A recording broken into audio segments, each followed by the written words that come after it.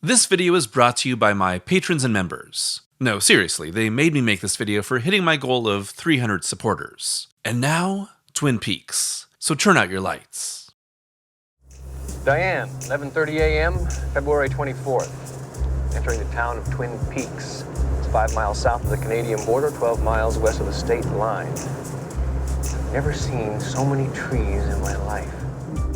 In the history of television, few shows have a reputation for being both as influential and confounding as David Lynch and Mark Frost's Twin Peaks. A show, in theory, about the murder mystery surrounding the death of Laura Palmer and the subsequent investigation led by FBI agent Dale Cooper, Twin Peaks' original run only lasted for a little more than a full year, encompassing 2 seasons and 30 episodes before its cancellation and then continuation as a feature film, and eventually the belated sequel of Twin Peaks: The Return. But for a TV series that broke every convention at the time of its release, for a story that refused to be defined by any single idea or genre, and for a director famous and beloved for films that could not be easily explained, Twin Peaks was a phenomenon, at least for a little while.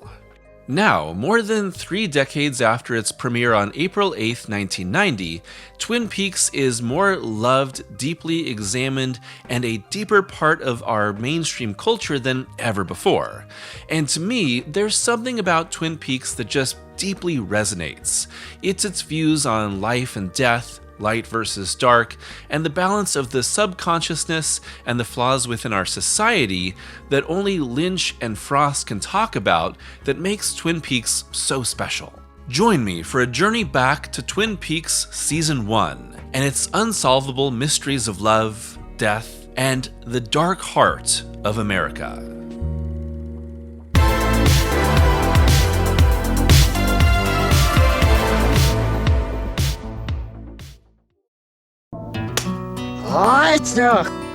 To fully understand the meaning and history of Twin Peaks, we first need to dig into the backstory of its creative duo, David Lynch and Mark Frost. In particular, covering Twin Peaks is a really special treat to me as it gives me the chance to talk about David Lynch, someone who I've been a long-time fan of, but who I've never really talked about on my channel before. David Lynch, born in Missoula, Montana on January 20th, 1946, and raised across the Midwest by conservative, traditional parents who were still supportive of his pursuit of the art life, pursued painting for much of his early years before transitioning to film at the Pennsylvania Academy of the Fine Arts with several short films, and eventually breaking through with the release of the haunting nightmare of Eraserhead in 1977. From there, Lynch would quickly rise to fame with a series of films informed by dreams and the unconscious mind, such as Blue Velvet, and more traditional studio fare like The Elephant Man, an incredible film that garnered huge acclaim, and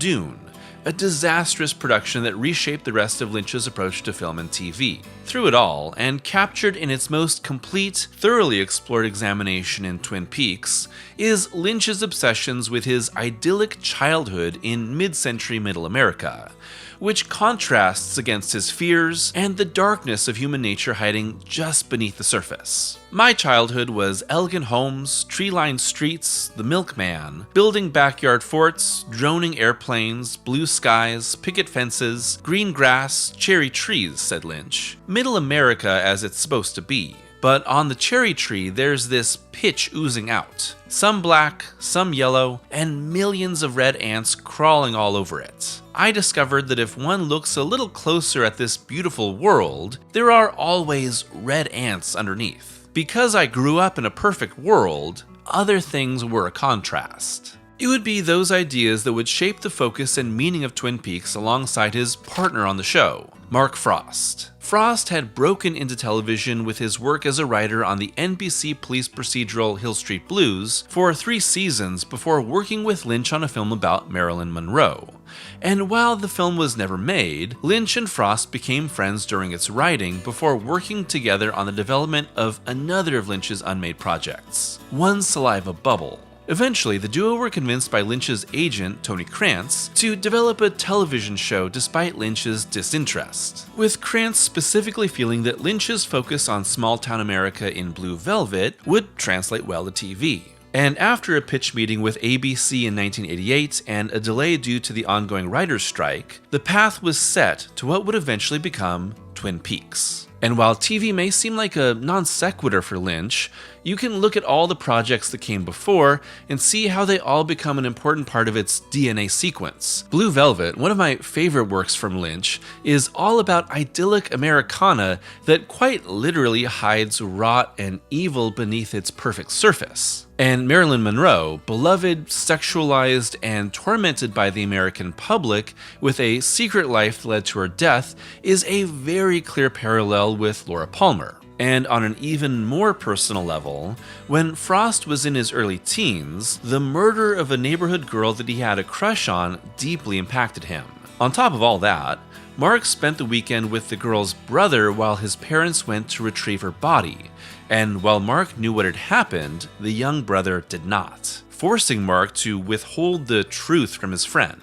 There was something about the experience of that weekend, of holding the information but not being able to share it with this close friend of mine, that was kind of devastating, said Frost, and it stayed with me my whole life. This, in combination with inspiration from the many small American towns that Lynch grew up in, and the unsolved murder of Hazel Drew, whose body was found in Teal Pond in Sand Lake, New York in 1908, near where Frost would grow up, forms the basis of Twin Peaks, which begins with the discovery of the body of 17-year-old Laura Palmer, found wrapped in plastic and washed up on the shores of Black Lake. The murder quickly rocks the tiny town's community and attracts the attention of FBI Special Agent Dale Cooper because of its brutal and strange nature. But who killed Laura Palmer? What dark secrets are hiding in Twin Peaks that this investigation will uncover? And can anything prepare our investigator for the true evil hiding just beneath the surface of seemingly idyllic Americana?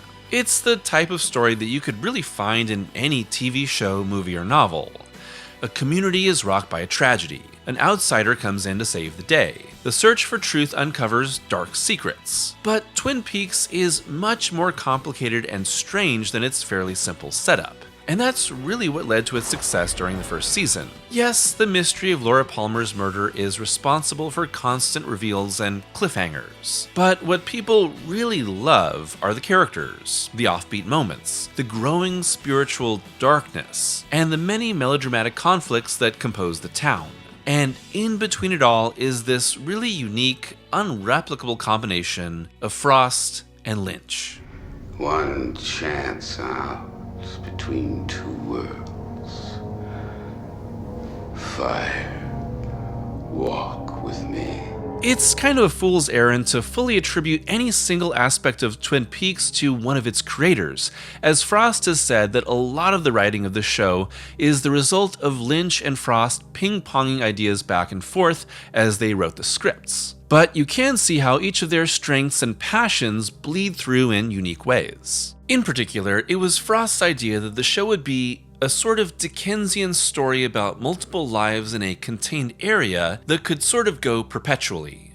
And a lot of the details of life in Twin Peaks and the relationship dramas that compose the town are a product of Frost. Lynch, on the other hand, was responsible for the spiritual, metaphysical aspects of Peaks' story, which grew and grew across the first season as his improvisational approach led to new ideas bleeding into the story, despite never being planned. Some are small moments, others would reshape the entire meaning of the show, with the inclusion of the Red Room, the extra-dimensional space that Cooper visits in his dreams and has a mysterious connection to Bob, Mike, the Arm, Laura, and more, was the byproduct of a sudden vision that Lynch had while shooting the pilot. I was leaning against a car, said Lynch. The front of me was leaning against this very warm car. My hands were on the roof and the metal was very hot. The Red Room scene leapt into my mind. Little Mike was there and he was speaking backwards. For the rest of the night, I thought only about the Red Room.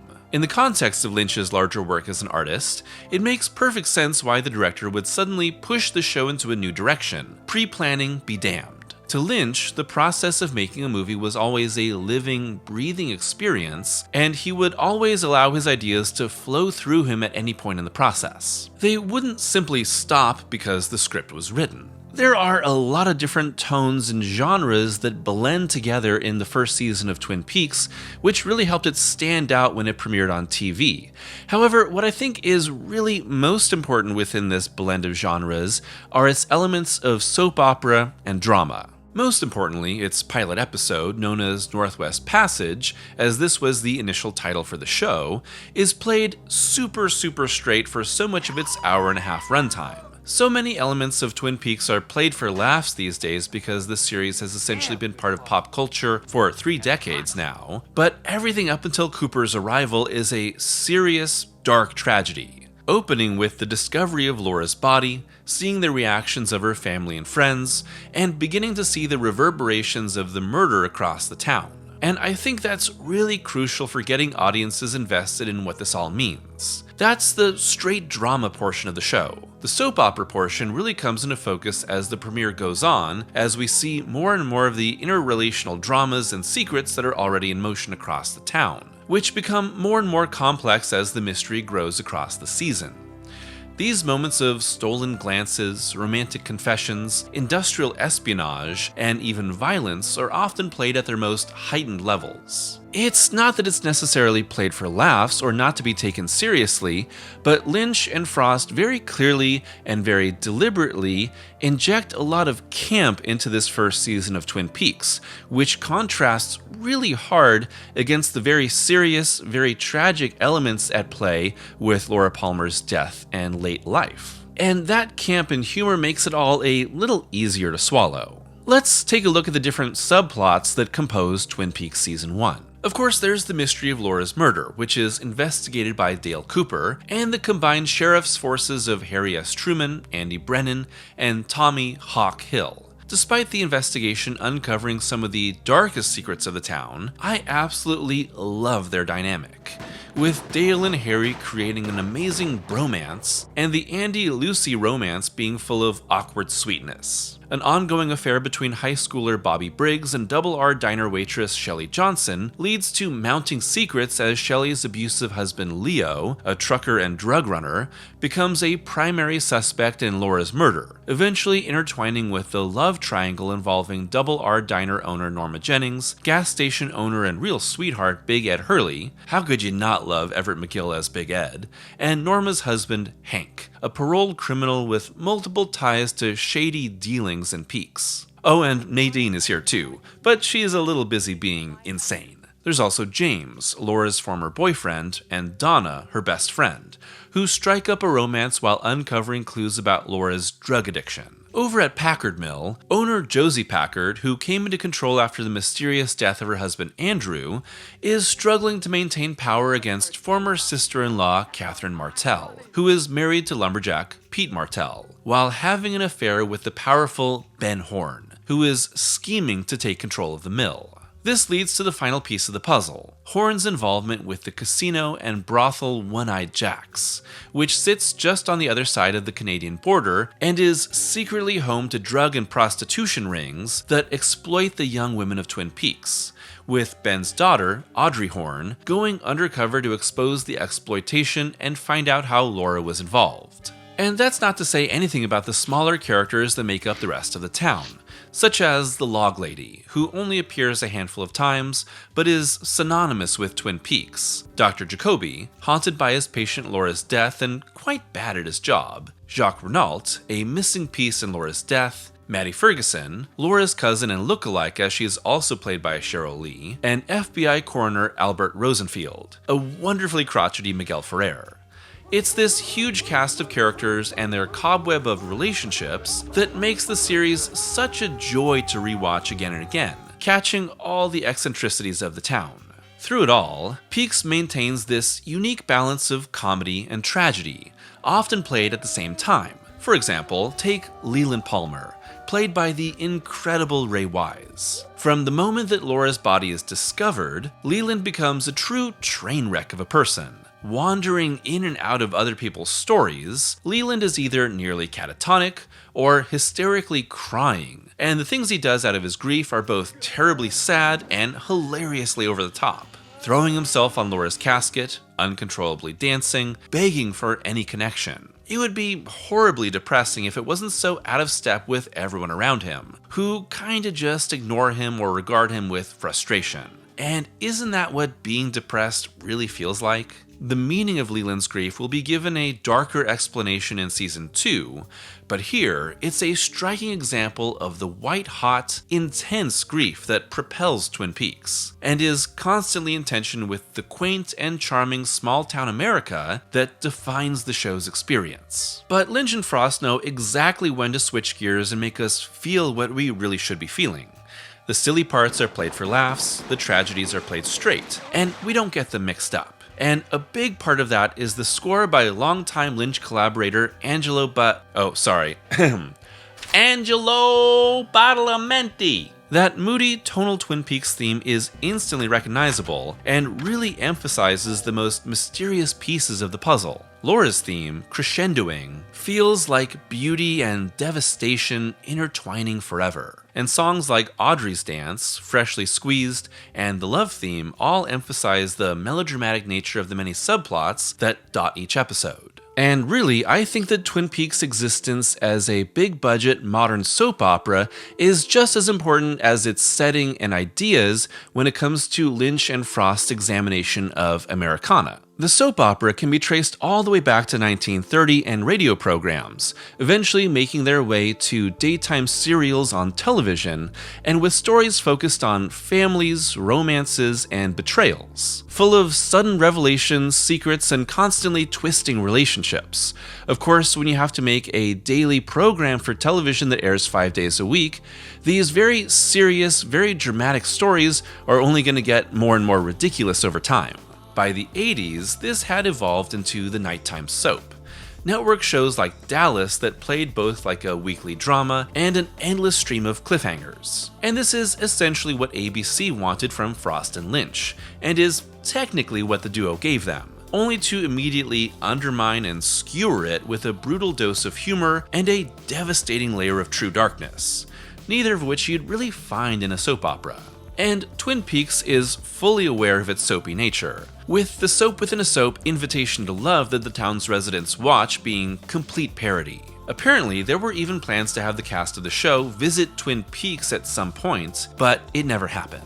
Instead, it's not just a little poke in the ribs of the show's melodramatic nature, but itself pointing to the show existing as a dream within a dream, where fiction, dreams, and nightmares blend together more and more and point us toward the fabrication of reality. The more we choose to wake up and take a hard look at the world around us, the more we become aware of it. In the town of Twin Peaks, it's like we're joining a soap opera that's already 10 seasons deep, uncovering the buried secrets and betrayals that led to Laura's death alongside Coop. And that brings us to the true star of Twin Peaks, Agent Dale Cooper, played by Kyle MacLachlan. This is, excuse me, a damn fine cup of coffee. I've had, I can't tell you how many cups of coffee in my life, and this is one of the best. MacLachlan, who had already worked with Lynch on Dune and Blue Velvet, plays Cooper as both extremely insightful and incredibly innocent. But Cooper isn't just an extremely smart government agent. He's a proponent of transcendental meditation whose connection to the spiritual world guides him through his investigation. It's simultaneously funny and really enthralling.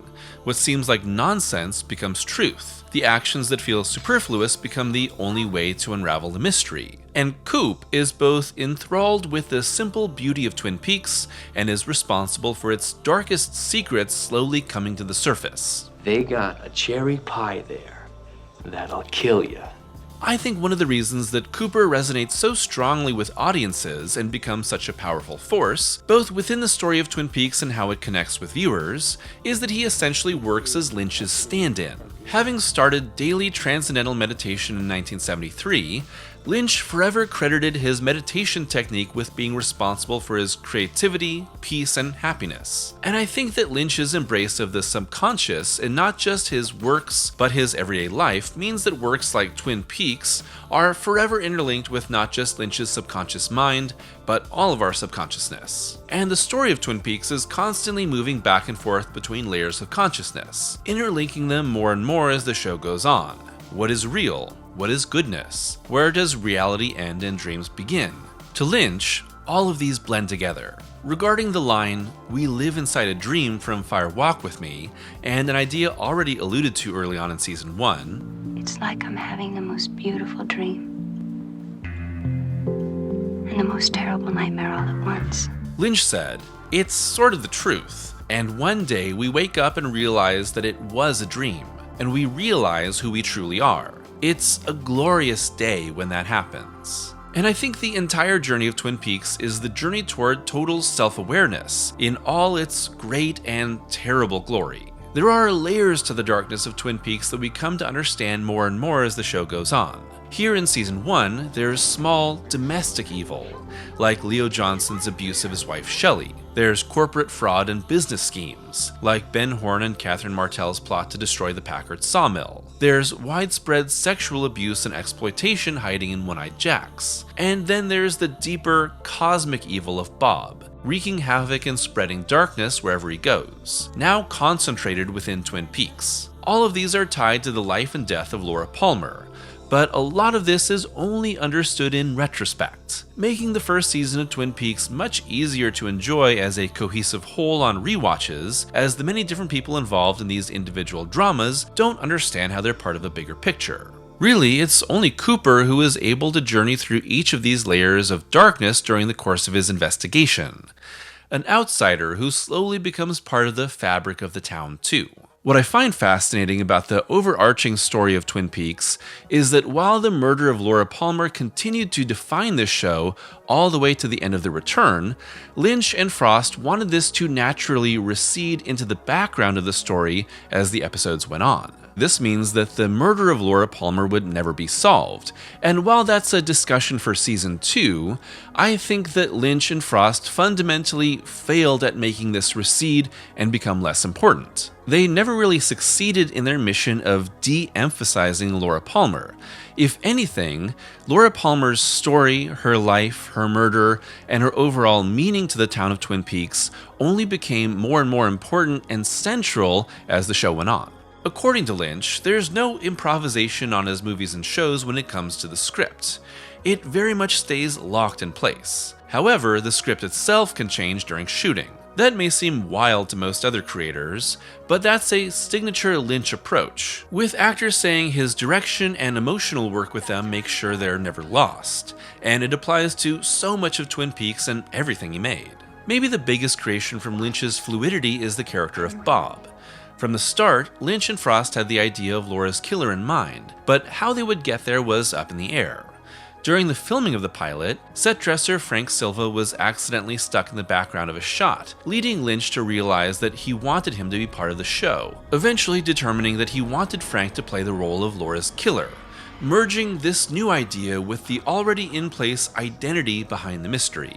This all happened during the filming of the show's pilot, which was also shot to be a complete TV movie in the event that it wasn't picked up by ABC to be an ongoing series. Of course it was, but the extended international cut of the pilot, coming in at 22 minutes longer than the version released in the US, continues on past the discovery of the buried necklace. Here, Coop and the sheriff meet the one-armed man Mike, confront Bob in the basement of the hospital, and witness Mike kill Bob and die himself, with the end eventually cutting to an old Cooper in the Red Room. It's a fascinating little experiment in what Twin Peaks could have been, and sort of spoils the show, but I think it's not satisfying at all. It's merely a safety net if things went wrong. But with the show picked up for 7 more episodes, moments like Sarah Palmer's vision of Bob behind the foot of Laura's bed, Bob's speech in the basement, and Cooper in the Red Room were chopped up and sprinkled across the course of the remaining episodes. The effect is innately confusing. They have no direct correlation to the so-called reality happening around them, and I think that's what makes these elements so special. They defy convention, and because of that, they spark imagination and fear. Who is Bob? Well, that's complicated and worth exploring later. For now, Bob is an embodiment of darkness, and it's clear he has a link to something evil within the woods of Twin Peaks that Hawk, Harry, and a few others are aware of. What that actually means? Well, I honestly don't think you need answers to fully enjoy Twin Peaks, or to get what Lynch and Frost are saying. There's something innately terrifying about Bob. even when we've barely seen him here in these first 8 episodes. I think what Lynch and Frost made with him is pure spiritual darkness. It's the type of unexplainable encounter that raises the hair on the back of your neck, the bump in the night, the dark shadow that moves in the corner of your eye.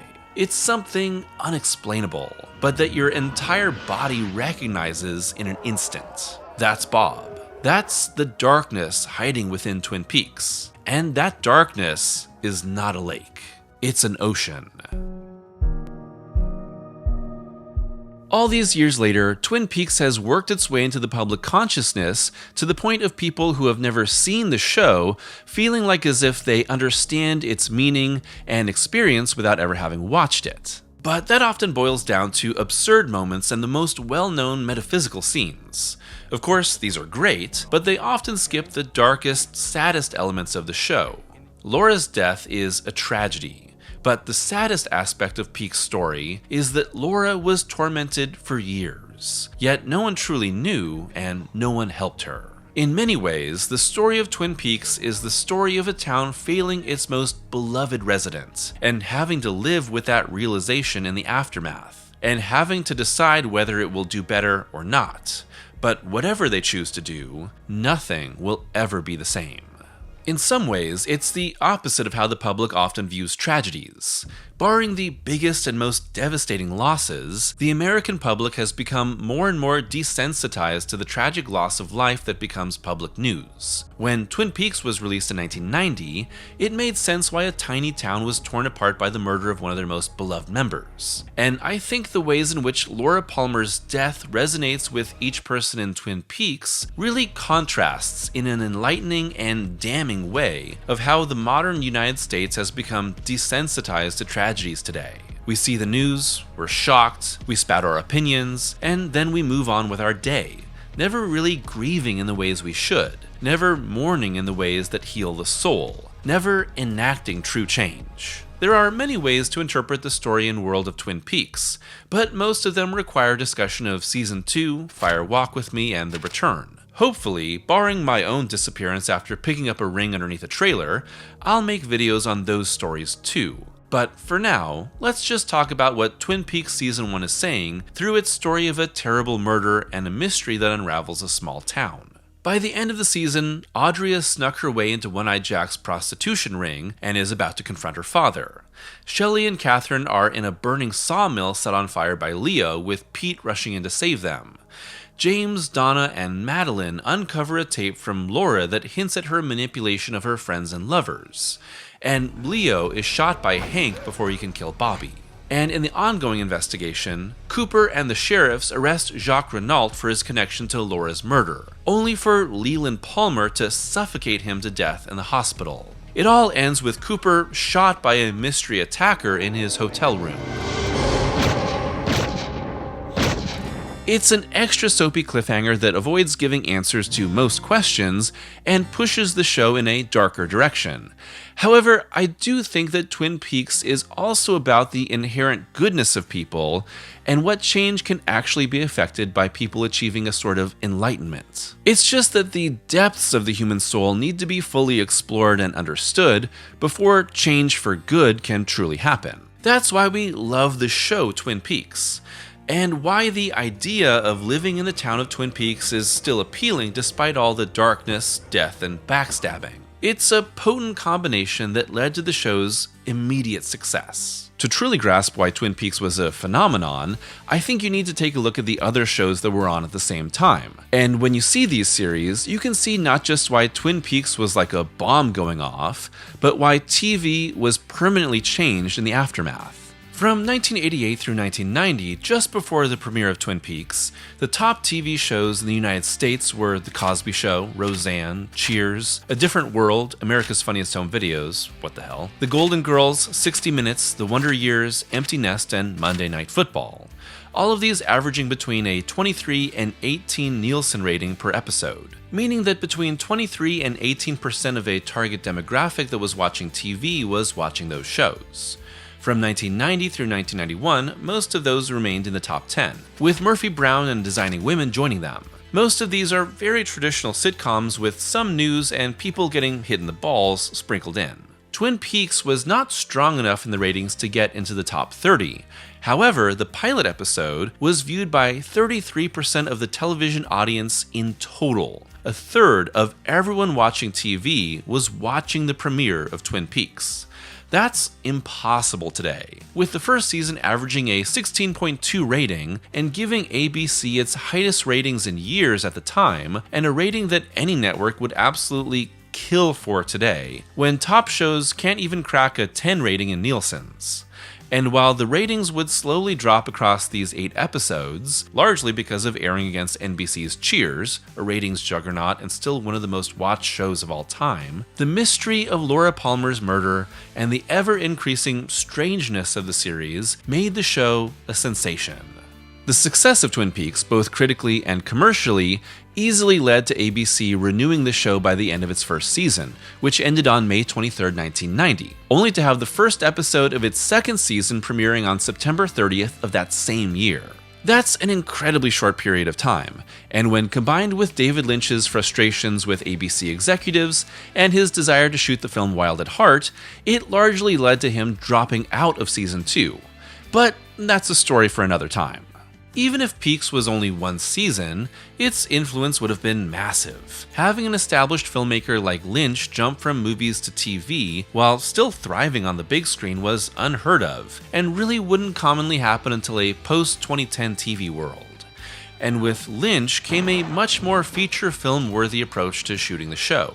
The cinematography, the score, the performances, and the richness of the writing, sets, and style all feel so far removed from what was regularly on network TV at the time, and have made the show age incredibly well. This is prestige TV before it even became a term. In the decades that have followed, there are spiritual successors to Twin Peaks, like The X-Files, which heavily emphasize the supernatural mystery, Northern Exposure, which is Twin Peaks without the murder and instead all small-town charm, Atlanta, where the real world suddenly and frequently gives way to the surreal, and Lost, which used a central mystery to pursue the stories of many different strangers brought together by a tragedy, and also tried and failed to say the mystery wasn't important at the end. There's lots of video games inspired by Twin Peaks, with Alan Wake in particular taking all of the show to shape its town of Bright Falls as a wonderful homage that focuses on creativity, darkness, and redemption through each of its games. There's also been parodies, like the awesome Dual Spires episode of Psych, and various sketch comedy riffs. But my absolute favorite Twin Peaks homage will always be Gravity Falls. But in the end, there will only ever truly be one Twin Peaks. From its quirky characters to its cosmic ideas to the dramatic reveals, Twin Peaks is the story of light and dark living within each person, a duality within consciousness, sometimes in very, very literal ways. And Laura Palmer is the ultimate embodiment of those two sides, with an inner darkness slowly taking over and destroying her. But even beyond death and the end of season 1, the battle for the soul of Twin Peaks would be far from over.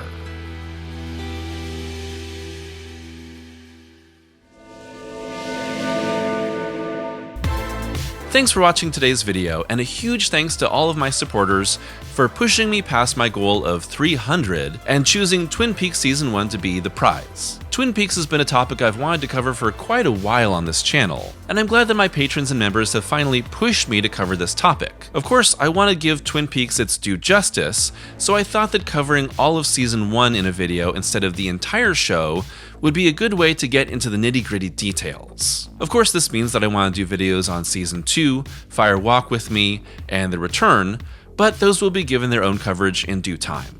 If you're watching this on the day that it premiered, it is Twin Peaks Day, so I thought that this would be a perfect alignment of topic, date, and style of coverage. Hopefully you've enjoyed this coverage too, whether or not you've actually seen Twin Peaks. And if you haven't, hopefully this has given you the incentive to finally go and watch it, as it's more available than it's ever been before.